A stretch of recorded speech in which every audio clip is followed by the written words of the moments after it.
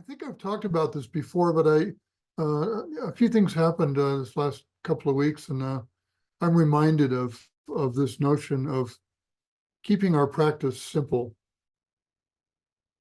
I'm reminded again. Saturday we chanted the Shin Shin Ming, and faith in heart mind is one of the translations of Shin Shin Ming, and I want to refer to that because it was one of the influences. Keeping it simple. And please, everybody, relax and be comfortable.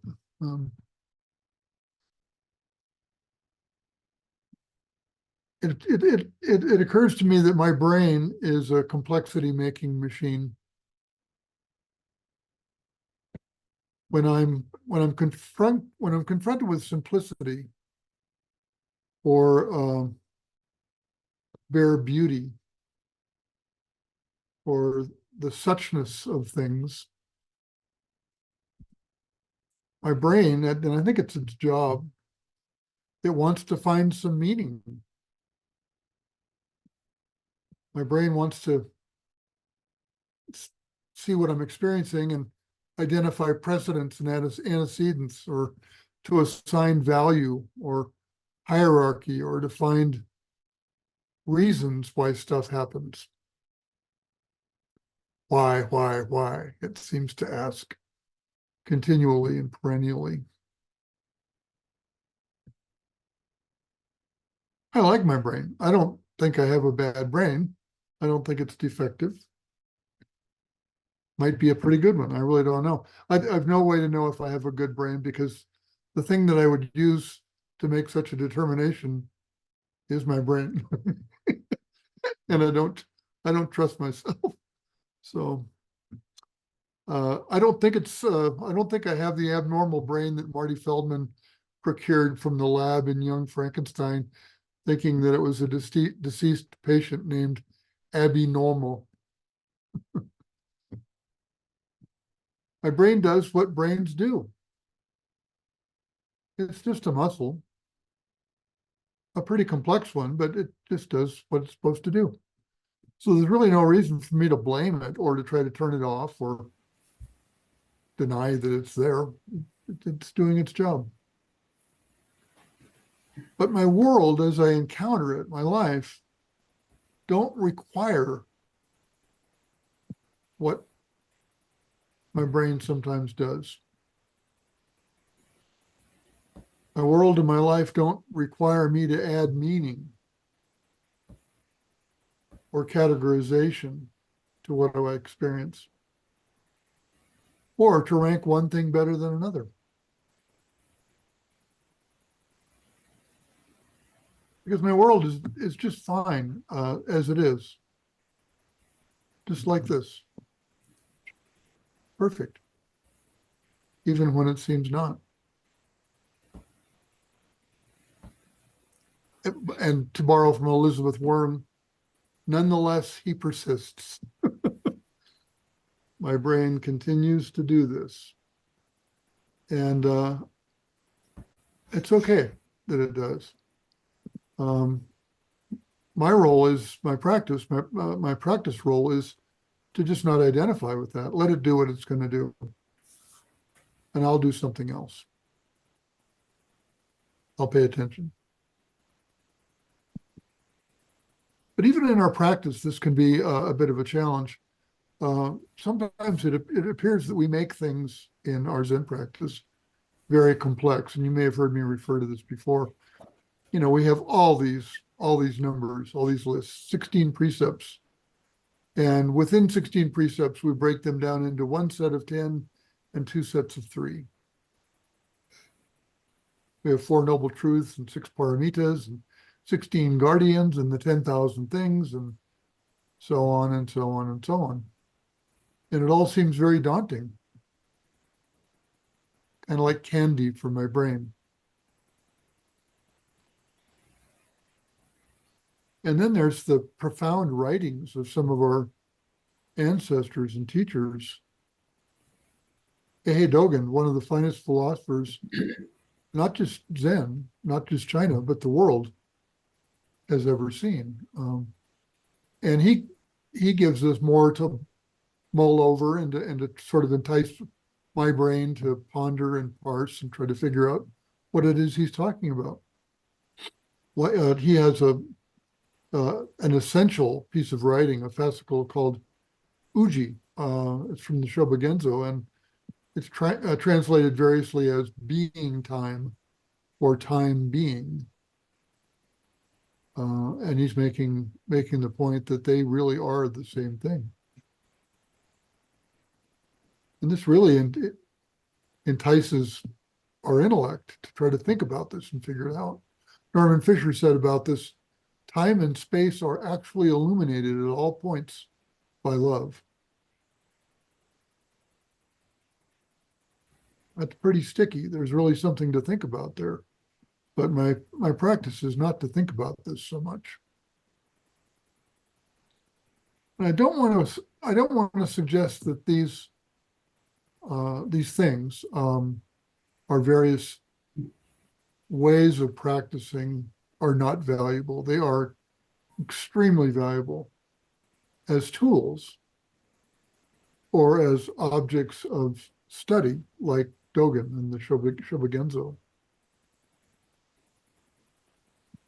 But it's really easy to get caught up ideating on these things and, to use a metaphor, to mistake the nut cracking tool for the walnut that we're trying to crack.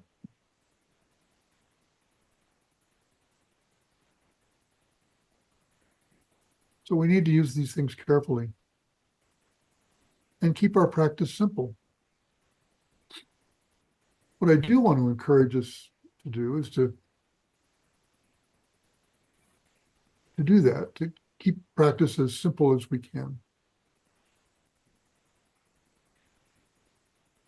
Sit often, sit daily, ideally, if we can. Sit upright, just so.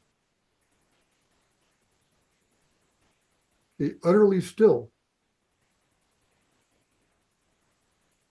Don't move at all. Let our breath settle.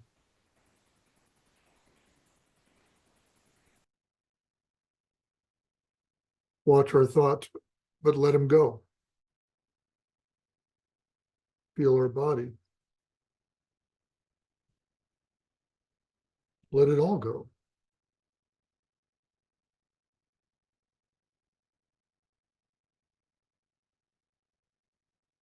There are great reminders in the liturgy and in the the written texts about keeping it simple.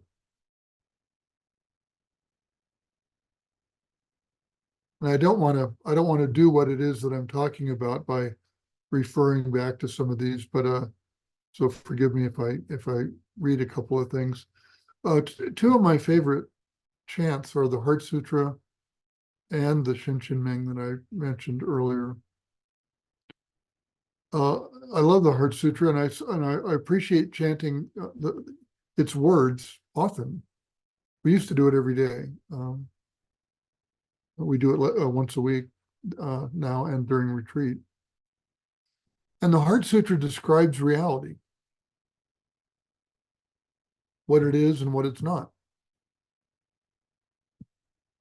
And we all know it. I mean, it repeats different sort of perspectives on reality. It's this, but it's not that. Form is no other than emptiness. Emptiness no other than form. Form is exactly emptiness. Emptiness exactly form. Sensation, conception, discrimination, awareness, they're all like this too. All dharmas are forms of emptiness. They're not born, they're not destroyed, they're not stained, they're not pure, without loss, without gain. So the Heart Sutra really is a description of what's real. It's extraordinary. It's a priceless gift that's been left to us.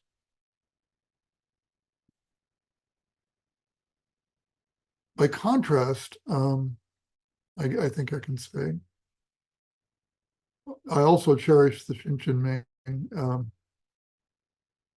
Again, sometimes translated as trust in heart mind. This was written in the 6th century of the Common Era by Master Sungsan, who was the third Chinese Zen patriarch after Bodhidharma.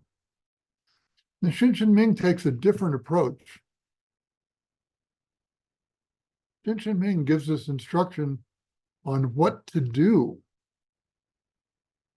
in order to realize the reality that the Heart Sutra describes.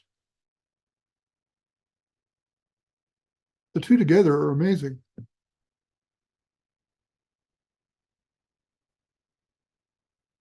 I had to be on a desert island and I could only take one, I would probably take the Shinshin Ming because it is simple and encourages simplicity.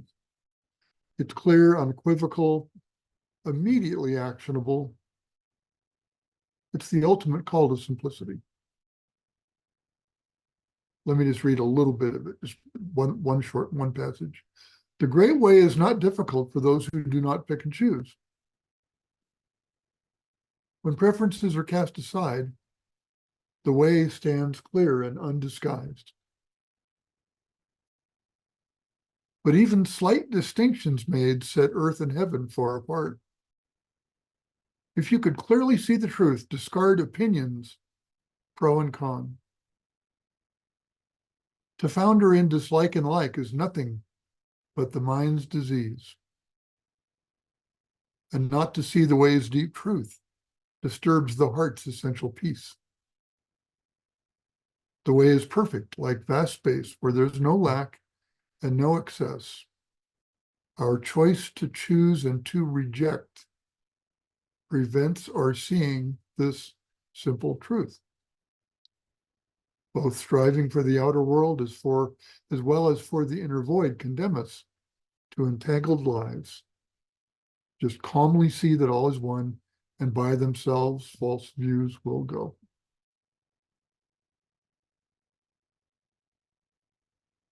How much more extraordinarily simple could it be than that? And challenging. As I started off talking, my brain is a complexity making machine. So my brain wants to look at the Shinshin Ming and find some meaning, find some meaning in it, find the why, find the angle, make it more complex than it is.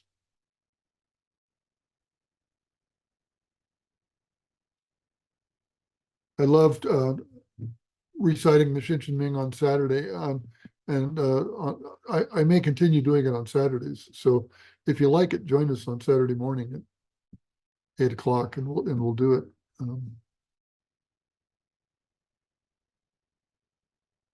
One more take on this. I've been looking forward to a new book that just came out. It just arrived a couple of weeks ago. It was just published, and it's called Seeing One Thing Through. And it's written by Sojun Mel Weitsman, Roshi. And Mel was one of Suzuki Roshi's first students. And he was co-founder and the abbot of the Berkeley Zen Center starting in 1967. And he's got a dozen or two successors, including Alan Senaki and Paul Haller and Blanche Hartman and Norman Fisher, and a dozen others. He was a much beloved teacher. And I don't think before this he was published. He died 3 years ago last week. And Mel was known for his deep and personal teaching, really in the style of Suzuki Roshi, probably more so than many of the other early successors of Suzuki Roshi in San Francisco.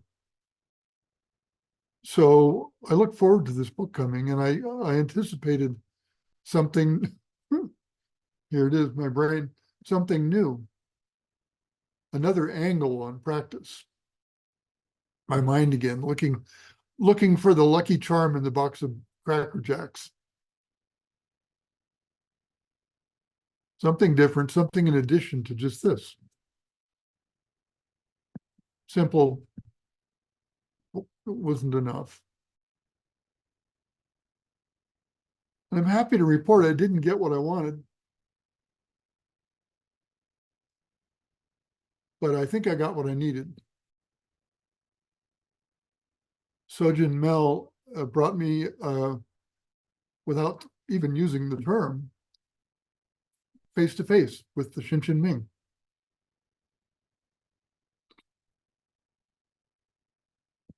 He was talking about zazen, and Mel said, it is just to be.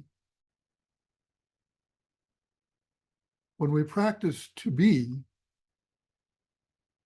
sometimes our desire raises questions like, where is this going? What do I get from this? Where's the reward? Those are natural questions to ask. But Mel says, and Mel goes on, if we want something in a material sense, we should not seek it in zazen. There may be many things to accomplish, but zazen is just to be. It's enough just to be. If you can settle on just being, you can experience your completeness.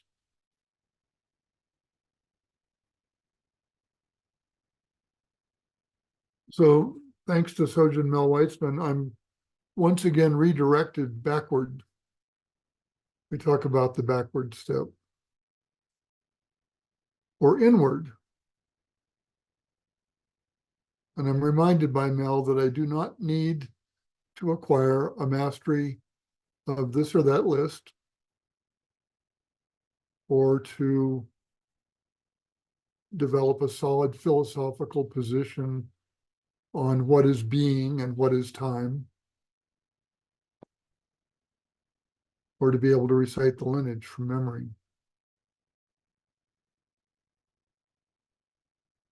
I have everything I need. No, I don't have it. I am all I need. Or maybe more precisely, I am being all I need right now.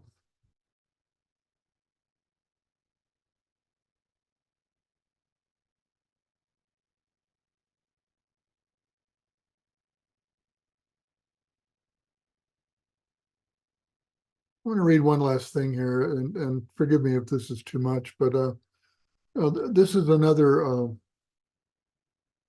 piece of writing that is from Dogen, from Shobogenzo, that we used to chant years ago at the LA Zen Center every day. It's called Fukan Zazengi. Some of you probably know this. Sometimes it's translated as Zazen rules, and I won't read the whole thing, but there was a salient part of this that I think relates that I just wanted to share. It's 3 paragraphs, so bear with me. And Dogen says, the way is basically perfect and all-pervading. How could it be contingent upon practice and realization? The Dharma vehicle is free and untrammeled. What need is there for concentrated effort?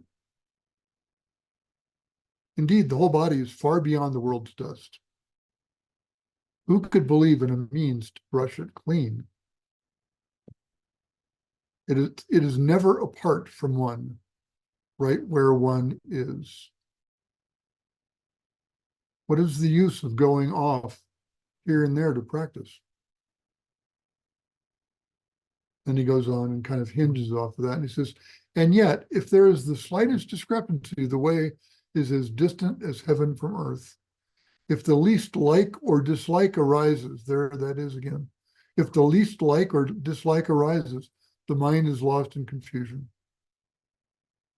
Suppose one gains pride of understanding and inflates one's own enlightenment, glimpsing the wisdom that runs through all things, attaining the way and clarifying the mind, raising an aspiration to escalade the very sky. One is making the initial partial excursions about the frontiers, but it is still somewhat deficient in the vital way of total emancipation. You should therefore cease from practice based on intellectual understanding, pursuing words and following after speech, and learn the backward step that turns your light inwardly to illuminate yourself. Body and mind of themselves will drop away, and your original face will be manifest. If you wish to attain suchness, you should practice suchness without delay.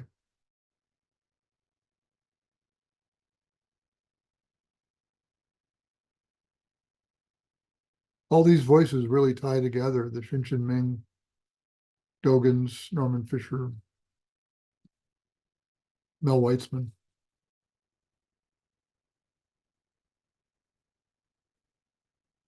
So I'd like to end here. I'd like to encourage all of us, you and me, to keep this simple, to have faith and trust in ourselves, to have faith and trust that we're sufficient, that we're adequate.